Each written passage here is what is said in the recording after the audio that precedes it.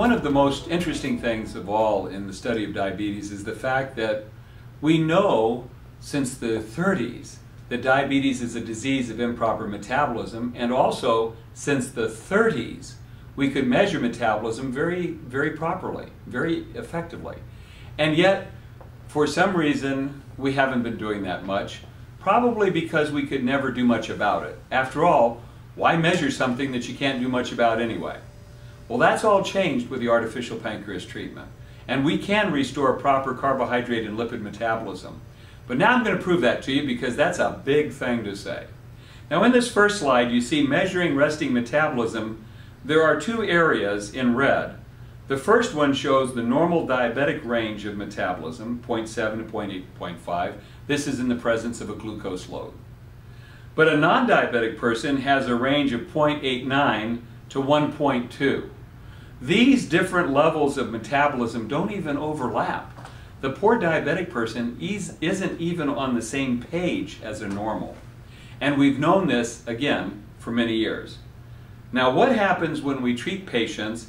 Is it possible to restore proper metabolism? This next slide shows that, in fact, it can be done. You see, in the fuel oxidation slide, we give the patients 100 grams of glucose.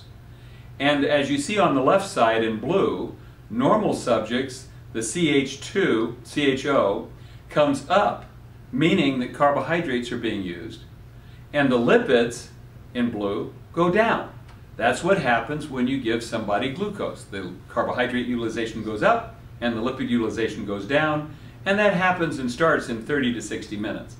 You give that same 100 grams of glucose to a diabetic person, and look what happens in yellow. Their carbohydrate utilization doesn't go up much at all. And the lipids stay very high. High lipids are the same as high free fatty acids, which are why people get sick, to make it easy. But you take these diabetic people who've been diabetic for 20 years or so, and you treat them for just 4 days, and look what you can get. Carbohydrate utilization goes way up, and lipid utilization goes way down, just as it should with a normal person. And that's pretty exciting. What that means is it doesn't matter how long you've been diabetic. You can still get your metabolism back. Right about now you should be saying something like, yay-hoo! Or at least I'll do it for you, yay-hoo. The next slide is equally important because you see that first slide was just glucose, and this slide is a mixed meal, a lunch if you will, with protein, fat, sugar. As you can see, the red is depictive of the diabetic people, and day 0 is before treatment.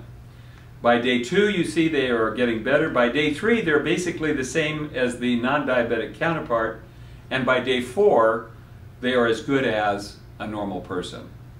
But what about exercise, you ask?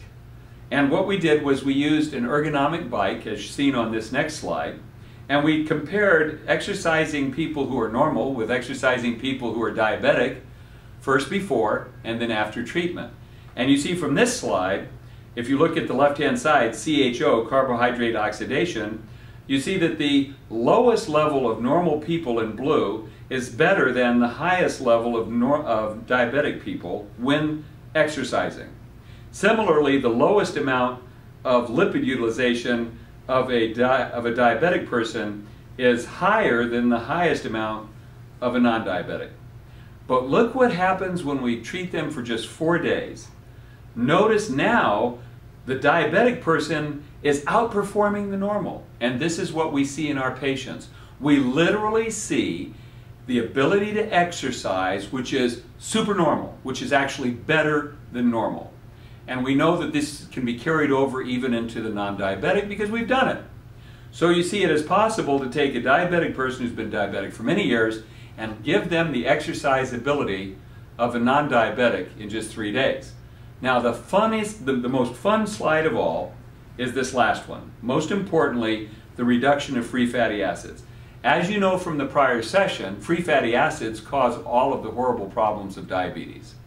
And look here, whether it's the first row, which is where 100 grams of glucose are given, or the second row, where the lunch meal is given, notice that the diabetic person before treatment is in yellow, and how high their free fatty acids stay. But when they are treated, look, they go below the normal. Similarly, with a mixed meal, the free fatty acids are very high, but they go below normal. What does this mean to you? This means that we are directly showing how we are able to stop the elevated free fatty acids, which you don't even measure usually because they go up and down like an elevator. So it doesn't really help you to measure them as a diabetic person unless you're changing their metabolism. And that's why this is such an important slide, because by changing the free fatty acids utilization of a diabetic person, you're able to bring them from a very ill-producing disease state and illness-ridden person to a normal person, metabolically speaking. And that's the game winner. Really exciting stuff. I hope you appreciate it. I hope you liked it.